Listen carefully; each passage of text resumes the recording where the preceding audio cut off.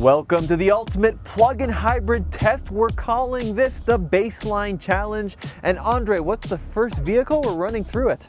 Ooh, this is exciting. This is the brand new 2026 Lexus TX 550h Plus. Well, here's what we're gonna do. We're gonna go get this car plugged in, fully charged up, and then hit the road.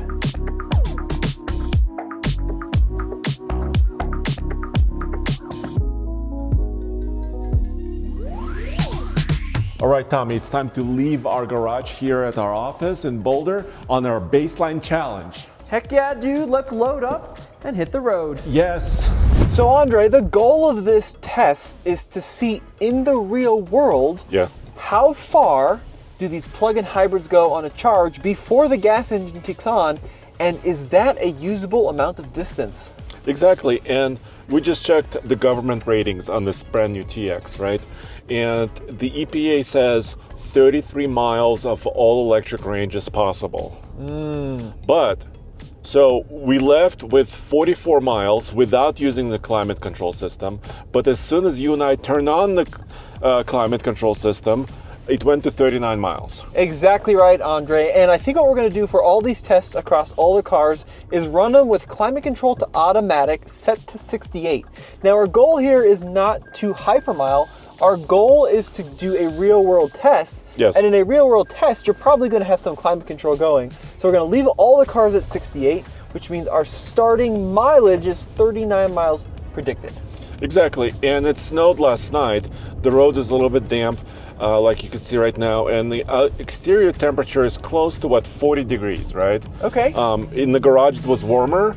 This car was charging in our garage, and we'll repeat this test with other vehicles, right?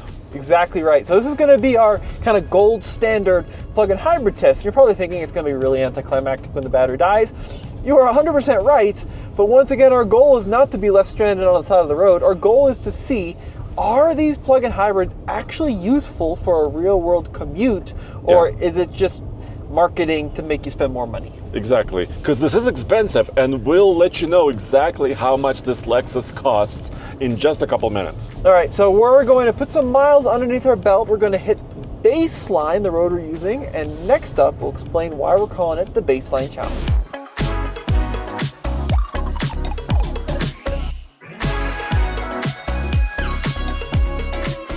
That panoramic sunroof and everything. I know, man.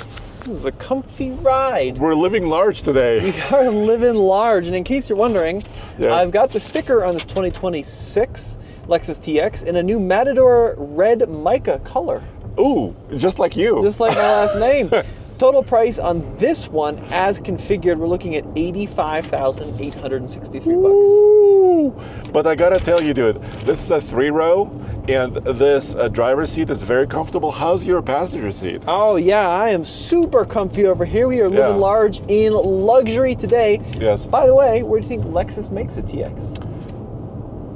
It's in the US, right? It is in the US. It's not... is it Alabama? It's Indiana. Oh! Pretty cool, huh? I got it wrong. Now, Andre, why do we call this challenge the Baseline Challenge? Oh, it's genius. So here in Boulder, Colorado, we have a baseline road, but it's named very specifically because it's also on the 40th parallel of the Earth. Yes, and what's cool about it is it's a nice mixture of kind of city and country driving. Yes. And it's almost completely straight. Yes, it's straight as an arrow. That's right, and there's not a lot of opportunities to get lost or stuck or confused, so it should keep our tests nice and equal. And I actually have the data here. 38 miles is the total length of Baseline Road along the 40th line of latitude. Here near Boulder. Here right? near Boulder, yeah. Our offices are very, very, very close to Baseline. So we thought it'd be a fun test to start at our offices, drive as far as we can down Baseline, and then we'll have a good test to see how far these cars can go. But if we can go more than 30 miles, which I think we should, we can just start heading back, right? That's right. Yeah. That's a good point. Yeah. So if we run out of road, we can turn around and go back the other way. Now, a lot of plug-in hybrids, when they first launched, other than the Volt, which was about 40 miles. Some of the early ones we would do like 10, 15 miles. But now this next generation crop, we're seeing 30, 40, 50 miles as being very common. So I think this is going to be a good test because 2026, I'm calling the year of the plug-in hybrid. Yeah, and we also got to talk about the powertrain in this beast, right? Yeah, so this is a little bit unique.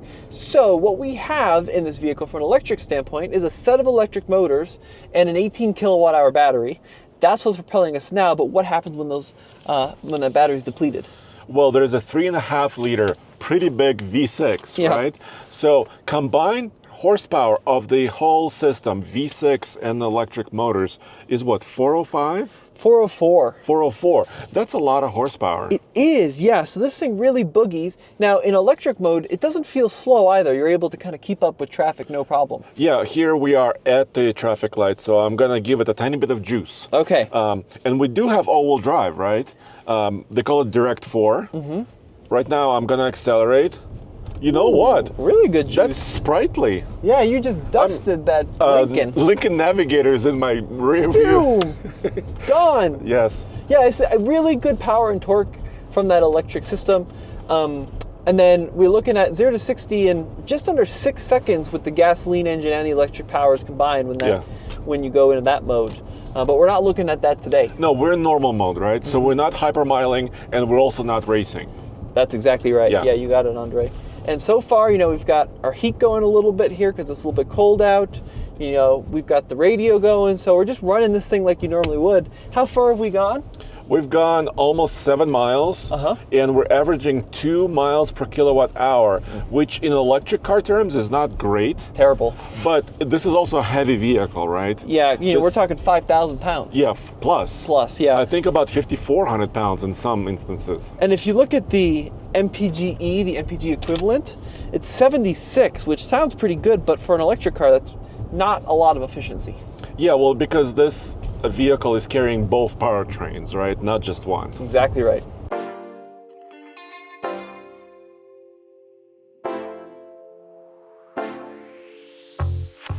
All right, Andre, so we're down to about half a charge, maybe a little bit less, but it's hard to say because it doesn't give us an exact percentage. It does not. And also this image is really cool, but it also doesn't give us an indication about how much battery we have left. It just kind of gives us this blue blob. Well, it shows us like regen, right? And also acceleration, so we can accelerate and see that. And then also regen. And then, let me go back to vehicle, trip information, history. All right, so you can kind of see we're averaging just over 2.1 miles per kilowatt hour. Now, does Lexus state their size of their battery? You were looking at that. No, I couldn't find an exact number, but from the number I've seen closest is 18.1. Okay. It's kind of the consensus, which I think is probably on the money based on the efficiency of this vehicle. It's about the size of your whole BMW i3. Exactly. But also, when you have a plug-in hybrid, right, the manufacturer never lets that battery go to zero. Yeah, right. Because there's always that backup, because when the engine kicks on, you want to have maximum power, right? Exactly. So you want to have that battery. Exactly right. So, we're doing this test until the engine kicks on, not until the battery is dead, because it's impossible to bring a battery fully dead. Because it's designed that way. Exactly right. And I'm staring down my tachometer like a hawk, and it's always at zero. Making sure it doesn't kick on, huh, Andre? Making sure it doesn't kick on, and we're in EV mode. There's a couple buttons down here, so you can be in hybrid mode, you can be in automatic mode, so you could select different modes over here. You can also push and hold this button here, and that will engage the gas engine and drive it more often on gasoline to help charge up the high voltage battery. Okay. Which means you get terrible fuel economy while you're charging up the battery, but then you could potentially use that battery later in the city. But yeah, it's working pretty good. It's a really comfortable place to be.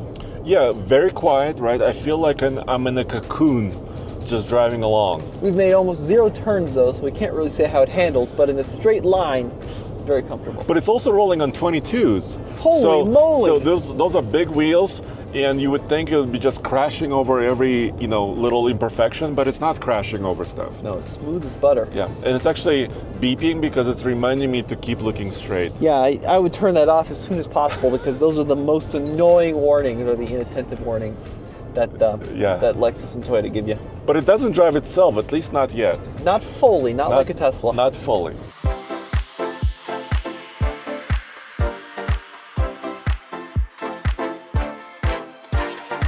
So we're coming up to the end of the line for Baseline Road here, Andre. Well, we're crossing I-76 interstate.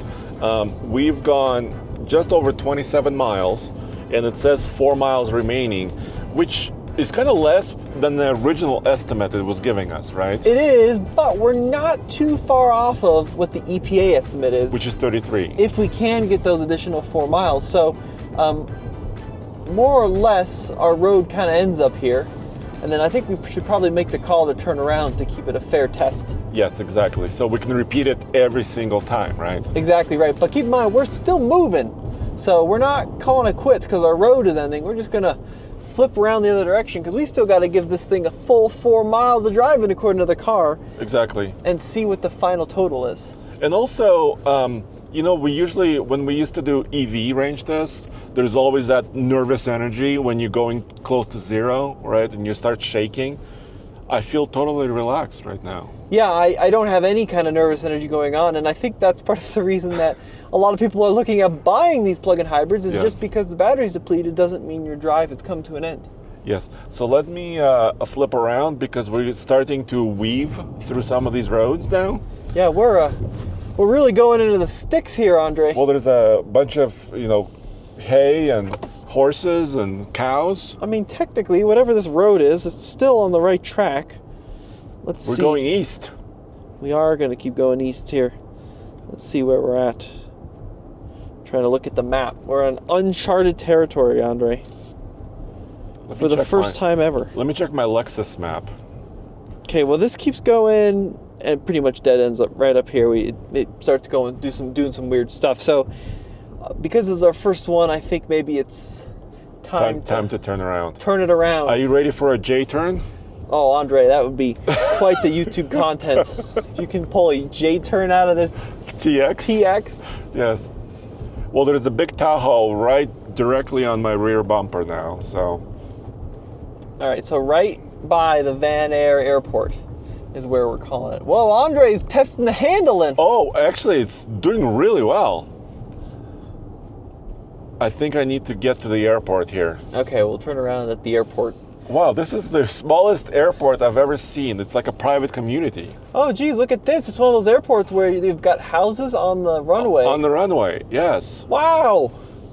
Look at this. That's pretty cool. That's really cool when you have a plane in your garage. Not sure it's a TSA secured zone. No. Look at that. You could just drive out onto the runway there. Maybe we should test 0 to 60 here. I'm sure they would love that, Andre. Yes. Tommy, so we are turning out at the Promenade Horsemanship Academy. That's right. That's going to be the end of the road, and we'll have to remember that. This private horse academy is going to be quite famous on YouTube here in Promenade Lade. Not sponsored. Not sponsored. Okay. But we do use our driveway to turn around, which was quite nice. Thank you, Promenade. This is very nice. Thank you so much. See yes. if I can see it on the screen there. Right there, Promenade. Frame rate screwing up. There we go. All right, and we got, what, 2 miles left, Andre? Oh, we need to monitor this very closely. Let's go back to our energy display here. Let's go energy flow. Now we're watching like a hawk. Well, this is weird. It still shows a full battery, Tommy. Well, I'm not sure that the battery level is very... No, it's not decreasing. On the money here. So we're still on electricity. Yeah, and the engine is at 0 RPM. Okay. So we're still in good We're shape. crossing into 30 miles. Nice. Here we've got the screen too. Still running. There's no engine emblem yet. I mean, there's no indication that the engine is turned on. Nice. We got to be close though, Andre. Got this hill we got to traverse up. This might be the end of the road. We went to... Oh, it's on. It's on. That was 30 miles, almost exactly. 29.9. Boom. 30 miles. Whoa! The engine is really kicking in now. All right.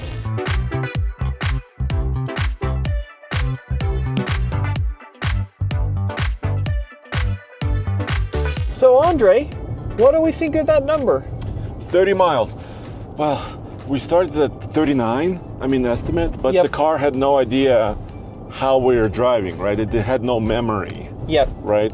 So I was expecting a little bit better result, but nonetheless, 30 miles is more, well, I drive almost 50 miles a day to work and back, but a lot of people just drive about 30 miles, right? Yeah, and I would say as a whole, I think that's a really good result because it was a pretty cold day. Yeah. You know, about 40 degrees, and at the start of the test, we had quite a bit of wetness on the road. So Which means the tire has to push through some of the moisture, right? exactly right. But Yeah. for a three-row luxury SUV, Which is huge. yeah, I think that's realistically that'll cover a 20-minute commute each direction if you have a place to charge it at home. So it's not the best result, but I think it's okay.